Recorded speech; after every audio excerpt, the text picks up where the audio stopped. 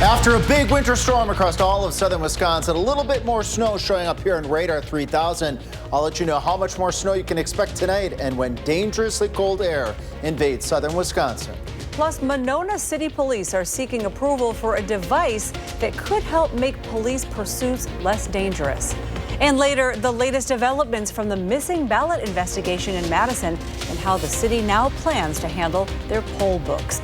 We welcome you now to News 3 Now at 6. Good evening, everyone. Thanks for watching. I'm Sarah Carlson. Eric is off tonight. We begin with the weather, where southern Wisconsin saw its first big snowfall of the season over the weekend, and more snow is on the way. And for more on exactly what to expect, here's Chief Meteorologist Alex Harrington with our first warm weather forecast. Hi, Alex. Hey there, Sarah. And southern Wisconsin, a little bit of snow across much of the area, especially for areas south and east of Madison. Some of that heavier snow along Highway 43 over towards Elkhorn, just east of Janesville. Go a little bit further to the north and towards the west, where we did have some snow earlier this evening across the Beltline. Things look dry out there at this point in time, with just a few more flurries across the center part of Dane County. And zooming on out here, and let's use Future Track here to just show a couple more snow showers just south and east of Janesville, Beloit, over towards Elkhorn as we head towards the late evening hours. Overall amounts not expecting to be significant, which is good news, but it takes just a little bit of that snow to cause some slick spots from Madison and areas south. So just slow it on down if you have any travel this evening. There's still some slick spots left over from this weekend's big winter storm. So we have a little bit of snow tonight, a little bit more snow on Wednesday. When I come back here in a couple minutes, we got to talk about some dangerously cold temperatures that are on their way to southern Wisconsin. All right, thank you, Alex. And you can track the forecast for yourself on our First Warn Weather app. It has hourly planners, road conditions, and radar. Download this for free in your phone's app store. Just search WISC Weather. And with the record-breaking snow and upcoming cold temps out there, being outside is less than ideal. And that's especially true for individuals who have nowhere to go. Our Jalen Banks caught up with one organization looking to help those facing homelessness in the midst of this winter weather. This past weekend, South Central Wisconsin saw its first major snowfall of the season. Now we could see temps below zero later this week. I had the chance to catch up with one local organization on what they do to help people facing homelessness during this time. This past weekend, the Midwest was blanketed with snow. Madison saw its single most snowiest November day in history, with over 9 inches falling on Saturday. Now, our First Warn Weather team is forecasting some overnight lows below zero this week, which could spell trouble for those facing homelessness. I caught up with Madison Street Medicine, a local advocacy organization that helps with healthcare access and housing. And we do outreach, which we do 4 nights a week. If we see someone who is sleeping outside, we make sure they're aware that there is an emergency shelter. If they want to go to the shelter, we can offer bus passes to get there, or we can give them a ride. During extreme cold and snow days, MSN will pass out tents, sleeping bags, and other warm gear to help those who are sleeping outside overnight. If you or someone you know is facing homelessness, you can find resources for help on our website at channel3000.com. For now, reporting in Madison, Jalen Banks, News 3 Now. Jalen, thank you. In other news now, Slender Man attacker Morgan Geyser's attorney is requesting a court allow Geyser back into the Winnebago mental health facility. This comes after Geyser escaped her Madison group home in late November after cutting off her ankle monitoring bracelet. Police arrested her in Posen, Illinois, outside of a gas station. Geyser had pleaded and been found not guilty by reason of mental disease or defect in the 2014 stabbing of her classmate. She was then sent to Winnebago and received conditional release this year. Now, in his letter, Geyser's attorney Anthony Cotton said in part, quote, "Given that she has no new criminal charges, it is our position that she should be housed in a mental health facility, not a correctional institution." And several fire departments responded to a barn fire in the town of Dane over the weekend. This fire happened near the Schumacher Farm Park. The Dane County Sheriff's Office says the barn was not being used at the time and no one was injured. We now know the identity of the man who died in a motorcycle crash last week. The Lodi Police Department says 59-year-old Kevin Molai of Mukwonago died at the scene last Tuesday. It happened at the overhead railroad crossing on State Highway 60 between Canning Street and Nessel Street. Investigators say Molloy's motorcycle collided with the stone support of the crossing, and no other vehicles were involved. Well, Monona City Police are working to make their jobs and the community safer with a new device called a grappler. This is a specialized police vehicle stopping device that uses a net to entangle a fleeing car's tire and axle, bringing it to a controlled stop. Our Nash Dara joins us in studio with the details. Nash. Yeah, Sarah, the implementation of this grappler system could become a new standard when it comes to police pursuits. Pit maneuvers, prolonged chases, and other dangerous tactics can put police officers and civilians in harm's way. But with this device, some of those worries might be pushed to the side. Pending the majority council approval, the full device cost ranges from $5,000 to $6,000. That money would either come from the department's asset forfeiture fund or its equipment budget. The city council meeting tonight at 7 p.m. will decide if the station can move forward with the device. It's got a very good return on investment. You know, $6,000 may seem like an awful lot, but really if that can avoid injury to the officer, innocent bystanders, or the suspect themselves, then it's worth every penny. I think that Monona would be wise in buying these and installing them. I trust that the leadership and the officers of the Monona Police Department will use them ethically. The metal device with two prongs is mounted onto the bumper of a police truck. The webbing in between is made up of a high-intensity nylon material, and when police then get close enough to the suspect, they trap the device underneath the rear tire, which then tangles up the wheels and stops the car. Monona has had a lot of high-profile chases. I really like the approach of the Monona chief. I think that he is balancing the need to apprehend people with community safety. This recent pursuit maneuver has been growing across the nation, and pretty soon we could maybe see it in action here in Madison.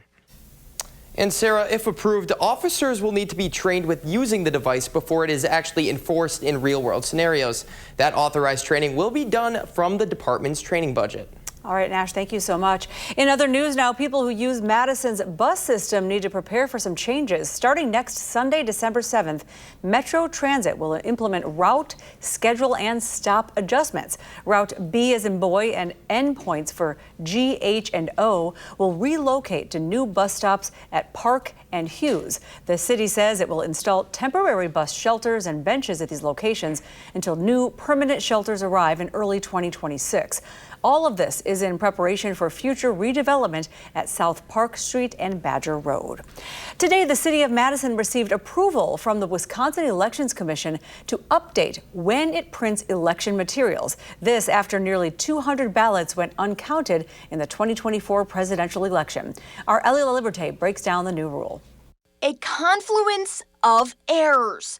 That's what a July investigation from the Wisconsin Elections Commission says led to 193 absentee ballots going uncounted in Madison last year. One of those errors, printing poll books 3 weeks before Election Day, meaning the books lacked updated information, including who had returned their absentee ballots. In response, the WEC ordered the city to print poll books no earlier than the Tuesday before Election Day. But the new city clerk asking the commission to update that rule, and on Monday, getting unanimous approval. Printing the poll books later is certainly better. Clerk McComas's request would allow the city to create poll books on the Friday before the election. In a letter to the commission, McComas says the city is using a new printing vendor who can accommodate the new schedule, writing, quote, "The city's proposed printing plan would reduce the total number of absentee voters needing a hand stamp, which would increase the accuracy and integrity of the poll books." I did think this was the sort of information we were hoping Madison would be able to give us as they worked through their compliance with our order. Reporting in Madison, Ellie LaLiberte, News 3 Now. Thank you, Ellie. And Madison has until January 1st to certify its compliance with the WEC order. Well, these days, about 1 in 4 Americans say a 4-year college degree is worth it. but they have to take out a loan. Now, this has led to more students looking at other careers like the trades, which need them now more than ever. The problem is, though, the construction industry cannot replace retiring workers fast enough. Associated Builders and Contractors estimates the construction industry needs to attract more than 400,000 new workers. And part of their pitch to attract apprentices is the pay. In Dane County here, the average starting pay is about $18.50 an hour. But after completing a 3 to 5 year program, it's more than $43 an hour. Really, the sky's the limit for people coming into the construction industry. Great wages, no debt coming out of the apprenticeship program.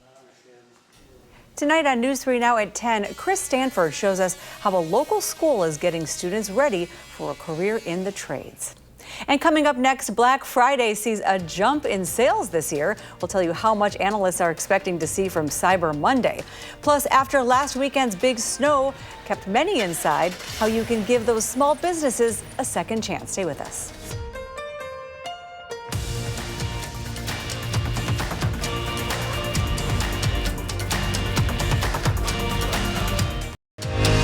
You're watching News 3 Now at 6. Welcome back. It turns out Black Friday sales beat expectations over Thanksgiving weekend. Overall, sales jumped more than 4%, with online spending hitting a record $11.8 billion. Americans spent big on higher ticket items with steep discounts. And those buy now, pay later usage, that was up 9% compared to last year. And on this Cyber Monday, analysts expect another huge surge, with sales projected to reach $14.2 billion. It's all about electronics and tech. Okay. Check out the big retailers like Walmart, Best Buy, Amazon, Target. Also check for some items that maybe you had in your cart, because some places are going to offer even further discounts. Experts say if you're opting for that buy now, pay later option, be sure that you can actually pay it off. Eventually make the deadlines before you make the purchase. And this year's Small Business Saturday suffered due to that snowfall, but the hope is that shoppers and businesses alike will hold a do-over this coming weekend. Luke Bacher, the state director of the National Federation of Independent Business in Wisconsin, says it's important to support all of the small businesses in our communities. It's so easy to just sit on your couch and go on Amazon, but it's such an experience to come to a place like Monroe here, New Glarus, any of the small towns, because you can see it, you can smell it, you can taste it. You can shop and get a donut, get a coffee. If you're going later in the day, you can get some cheese and some beer behind me at Baumgartner's. The businesses are hoping this upcoming Saturday will be Small Business Saturday 2.0 or redo. Still ahead, a milk recall that you may want to check your refrigerator for. Plus, beer lovers rejoice. We'll tell you the big name brewery that's expanding to Wisconsin next year.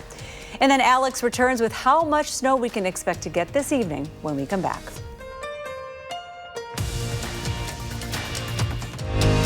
You're watching News 3 Now at 6.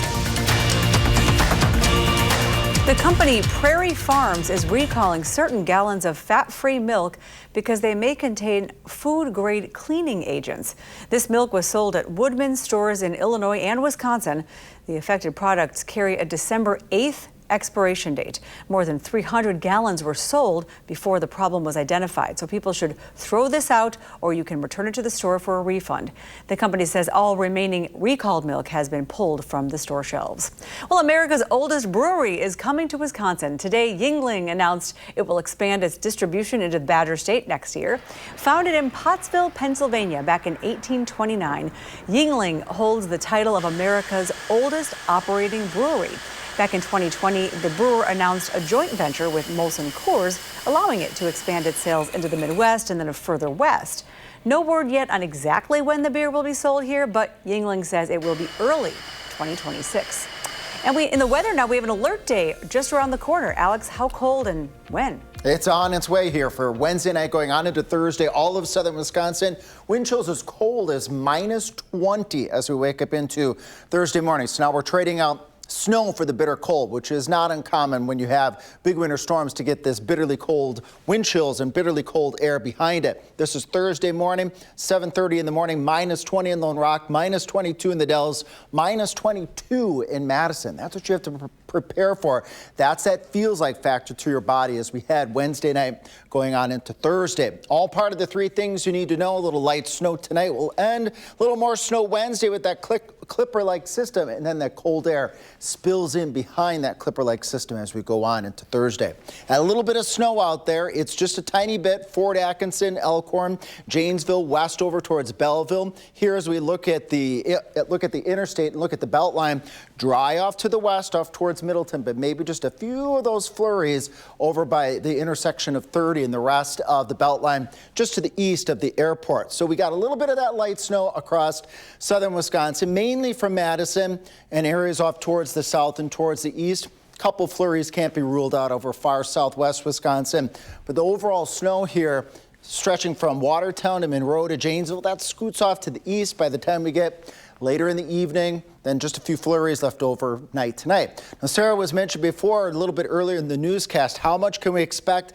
Maybe a ½ inch. You might be lucky to get an inch. I know there's some folks that are saying, okay, let's put the limit here on the snow. We don't need any more after our big winter storm over the weekend. But slow it down if you have to do any travel. Madison and areas to the south, even some of those back roads north and west of Madison, they're still slick from this past weekend's winter storm. So just take it easy out there. Temperatures tonight in the teens, the lower teens. Our normal low for this time of year is right above my head here at 23 degrees. So a significantly cold period here ahead for southern Wisconsin, way below normal and way below normal tomorrow. No, this is not a forecast for the end of January or early February. We have temperatures only in the low to mid 20s for highs on Tuesday. And that's the way it's going to stay here as we look through the 10-day forecast. High temperatures. The warmest is Wednesday at 30, and that's before those temperatures take a big crash, a big plummet behind an Alberta-type clipper system that brings us a little light snow Wednesday morning, and then on and off snow chances going on all the way through the 10-day. And as I mentioned in the 5 o'clock newscast, look at Madison, look at areas to the east in New England. Colder than normal temperatures are going to stick around clear through the middle of December. And in terms of precipitation, we're going to be on the northern peripheral, meaning we'll have on and off snow chances here over the course of the next 2 weeks. So staying very winter-like, not just in the temperature department, but also precipitation very much below normal. It's certainly cold enough for snow. Keeping you very busy and keeping wimps like me cold. I Yes. try not to do this when just looking at the forecast had me chilly. Thank you, Alex. And we'll be right back with sports.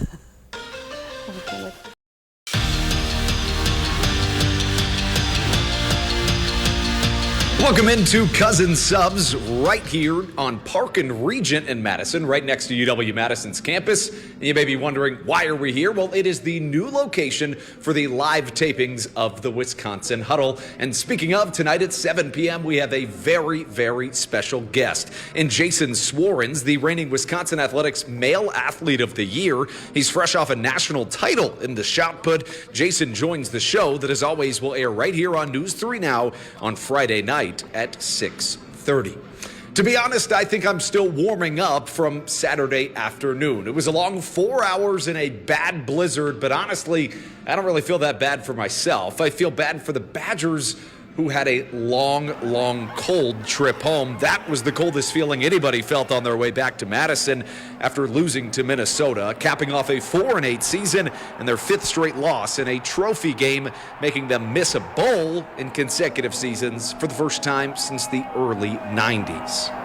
This isn't the expectations, and everybody understands that, everybody knows that. But nonetheless, it's, it is what it is right now, and it is what we have made it. And so we know more than anything that we have to grow, we have to move forward, we have to build on the positive things that we do have, and that's the only thing we can do.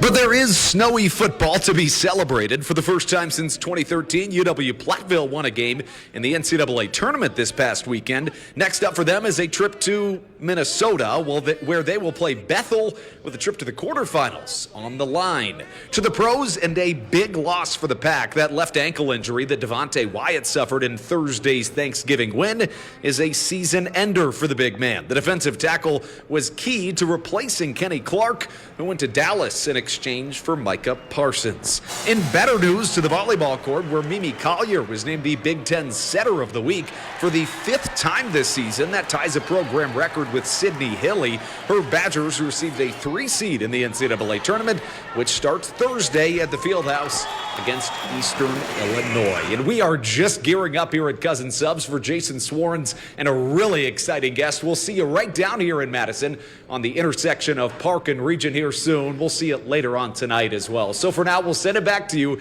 here at Cousin Subs. I'm Andrew Banstra with News 3 Sports. Sounds great. Thank you, Andrew. And now I'm hungry. Me too. My stomach is growling. You probably can hear it on the other side of the camera I there. always think the same thing, but more importantly, we have a little bit of snow coming to get to in the forecast. Yeah, tiny bit of snow out there on Radar 3000 right now, just enough to cause some slick spots, especially Monroe over towards Janesville, over towards Watertown, down towards Elkhorn. And as we put our future track model into motion here, that verifies very nicely here. Just a couple of snow showers, Janesville over towards Elkhorn as we end up the evening here, probably wrapping up just shortly after our 10 o'clock newscast. But it doesn't take much, so slow it down. We still have roads, bridges, overpasses, sidewalks that are still icy from this weekend's big winter storm. So all in all, just from me to you, just take it easy. If you got to do any travel or walking around, taking the dogs out, you got to just take it a little bit on the slow side. Alert day cold, though, that's going to be our focus. The latest on how cold those wind chills are going to get Thursday morning coming up tonight at 10. All right, thank you, Alex, and thanks so much for watching News 3 Now at 6. Entertainment Tonight is up next, and we hope you'll join us here on News 3 Now at 10 o'clock. You can find us streaming as well 24/7 on Channel 3000+.